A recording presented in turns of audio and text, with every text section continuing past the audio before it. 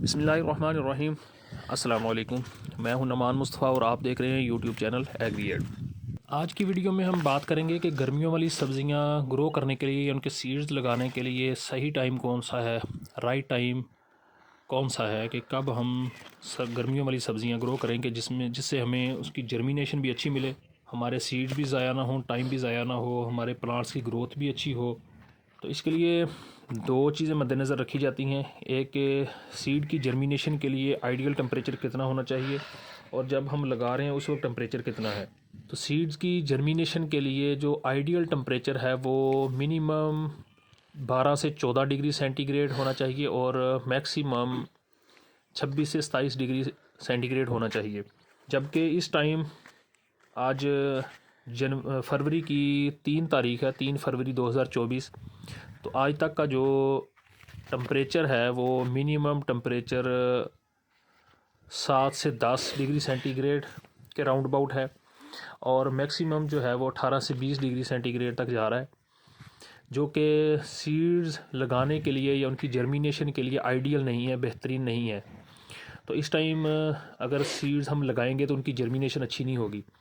तो इसलिए बेहतर है कि अभी सीड जो हैं गर्मियों वाली सब्ज़ियों के ना लगाए जाएं। जो सही टाइम है इसका वो 15 फरवरी के बाद से स्टार्ट होगा। 15 फरवरी के बाद से टाइम स्टार्ट होगा इसकी जर्मिनेशन सीड्स लगाने का गर्मियों की सब्ज़ियों का, क्योंकि 15 फरवरी तक कोरे के चांसेस भी होते हैं। अगर हम उससे पहले सीड्स लगाएंगे, एक तो पहले उसकी जर्मिनेशन अच्छी नहीं होगी। अगर उसमें से कुछ सीड्स हमारे जर्मिनेट हो भी गए तो जैसे ही वो ज़मीन से बाहर निकलेंगे, मट्टी से बाहर निकलेंगे, ऊपर से अगर कोरा पड़ गया तो वो वहीं पे ख़त्म हो जाएंगे, उनकी लाइफ ख़त्म हो जाएगी। वो हमारे सीड्स भी ज़ाया हो जाएंगे, हमारा टाइम भी ज़ाया होगा, हमारी मेहनत जो है वो भी ज़ाया जाएगी।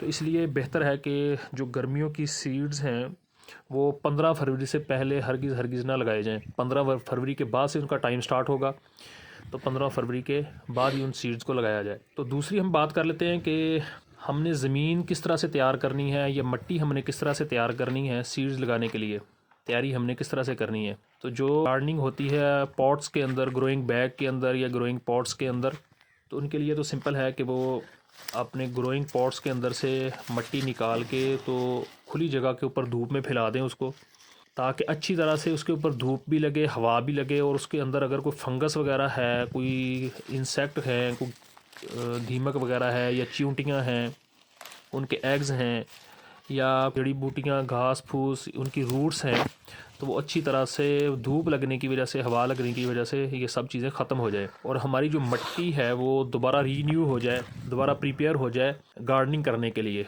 प्लांट्स लगाने के लिए, पौधे लगाने के लिए या सीड्स वगैरह लगाने के लिए। ये याद रखें कि मिट्टी कभी भी बेकार नहीं होती, पुरानी नहीं होती। तो मिट्टी में बेसिकली जब हम प्लांट्स लगाए हुए होते हैं, क्योंकि एक ग्रोइंग पॉट्स के अंदर महदूद मिकदार में मिट्टी मौजूद होती है, जिसके अंदर से ही उसी में से प्लांट्स ने, उसकी रूट्स ने खुराकी अज्जा, अपनी खुराक हासिल करनी होती है, जिसकी वजह से उसमें से खुराकी अज्जा जो है उनकी कमी वाक़ई हो जाती है या उनके अंदर से न्यूट्रिएंट्स जो है उनकी कमी हो जाती है। तो जिसको हम बाद में कंपोस्ट वगैरह के ज़रिए या केमिकल फर्टिलाइज़र के ज़रिए हम उस कमी को पूरा कर लेते हैं। तो इसलिए मिट्टी कभी भी बेकार नहीं होती, ज़ाया नहीं होती। तो उसको प्रिपेयर करने के लिए, दोबारा उसको रिच सॉइल बनाने के लिए उसमें कंपोस्ट, वर्मी कंपोस्ट हो गई, काउ डंग कंपोस्ट हो गई या किचन वेस्ट कंपोस्ट हो गई या केमिकल फर्टिलाइजर हैं वो मिक्स करके तो उसको प्रिपेयर किया जाता है, रिच सॉइल बनाया जाता है उसको। तो इसलिए मिट्टी को ज़ाया मत करें, उसको धूप में फैला दें। जब वो खुश्क हो जाएगी अच्छी तरह से, उसमें से फंगस वगैरह ख़त्म हो जाएगी तो वो दोबारा इस्तेमाल हो जाएगी। और जो पॉट्स हैं, ग्रोइंग बैग हैं या पॉट्स हैं, तो उनको भी धूप में रख दें, खुली जगह के ऊपर, कि उनमें हवा भी लगे और धूप भी अच्छी तरह से उनके अंदर भी बाहर भी लगे, ताकि अगर पॉट्स के अंदर कोई फंगस मौजूद है तो वो भी ख़त्म हो जाए धूप लगने की वजह से। अच्छी तरह जब वो खुश्क हो जाएंगे तो फंगस ख़त्म हो जाएगी, ताकि जो हम प्लांट्स लगाएं तो इब्तदाई स्टेज पर उसके ऊपर बीमारियों का हमला ना हो, ख़ासकर फंगस जो है उसका अटैक ना हो। अगर इब्तदाई स्टेज में ही हमारे प्लांट्स के ऊपर फंगस का अटैक हो गया तो नेक्स्ट जो है वो उसके ऊपर बीमारियों का अटैक ज़्यादा होगा, क्योंकि वो कमज़ोर होंगे, उनके अंदर क़ुव्वत मुदाफ़ियत कम होगी। जो पौधा कमज़ोर होता है तो उसके ऊपर उतना ही ज़्यादा बीमारियों के अटैक होते हैं। जो पौधा सेहतमंद होता है उसके अंदर क़ुव्वत मुदाफ़ियत ज़्यादा होती है, बीमारियों के ख़िलाफ़ तो उसको बीमारियों के अटैक भी उसके ऊपर कम होते हैं। तो अब बात कर लेते हैं ज़मीन की। जो गार्डनिंग हमने ज़मीन के ऊपर करनी है, खेलियाँ बना के या रेज़ बेड बना के, क्यारियाँ वगैरह बना के, तो उसको हमने किस तरह से प्रिपेयर करना है। तो उसके लिए पहले किसी खुरपे की मदद से या रंबे वगैरह की मदद से उसके ऊपर से घास फूस अगर उगी हुई है तो उसको तलफ़ कर दें, उसको निकाल दें और फिर उसको ज़मीन को अच्छी तरह से लेवल कर लें, ताकि जब हम बाद में पानी वगैरह लगाएं क्यारियाँ बना के या खेलियाँ बना के, तो पानी जो है वो हर जगह के ऊपर पूरी क्यारी में या तमाम खेलियों में उसका लेवल जो है वो एक रहे, एक जैसा पानी लगे। ये ना हो कि कुछ खेलियाँ हमारी खुश्क रह जाए और कुछ जो है कुछ खेलियाँ हमारी जो है उनके ऊपर से पानी जो है वो तैरता फिरे, या क्यारी में लगाएं तो किसी जगह के ऊपर पानी खड़ा हो जाए और किसी जगह के ऊपर पानी चढ़े भी ना, लगे भी ना। तो इसलिए उसका पहले लेवल कर लें और उसके बाद उसकी अच्छी तरह से गहरी गोडी कर दें, और गहरी गोडी करने के बाद उसको छोड़ दें, खुला छोड़ दें कि उसके ऊपर अच्छी तरह से धूप लगे।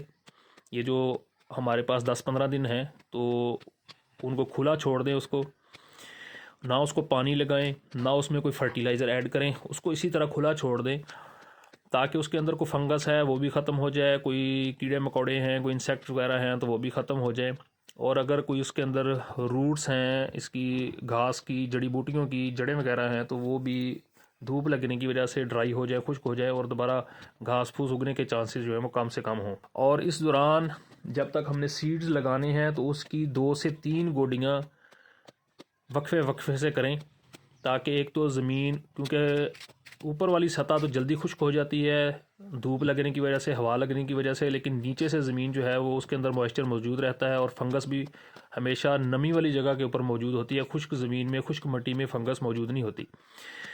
तो जब गोडी करेंगे तो ज़मीन जो है, मट्टी जो है वो ऊपर नीचे हो जाएगी, नीचे वाली ऊपर हो जाएगी, ऊपर वाली नीचे हो जाएगी। तो इसलिए अच्छी तरह से उसको धूप भी लग जाएगी, हवा भी लग जाएगी। और तीसरा फ़ायदा ये होता है कि जितनी ज़्यादा ज़मीन की गोडी की जाए, उसको उल्टा पुल्टा किया जाए, तो उतनी ही ज़मीन जो है वो ज़रख़ेज़ होती है, उतनी ही ज़मीन अच्छी बनती है। तो ज़मीन को ज़रख़ेज़ करने के लिए भी गोडी बहुत ज़्यादा ज़रूरी होती है।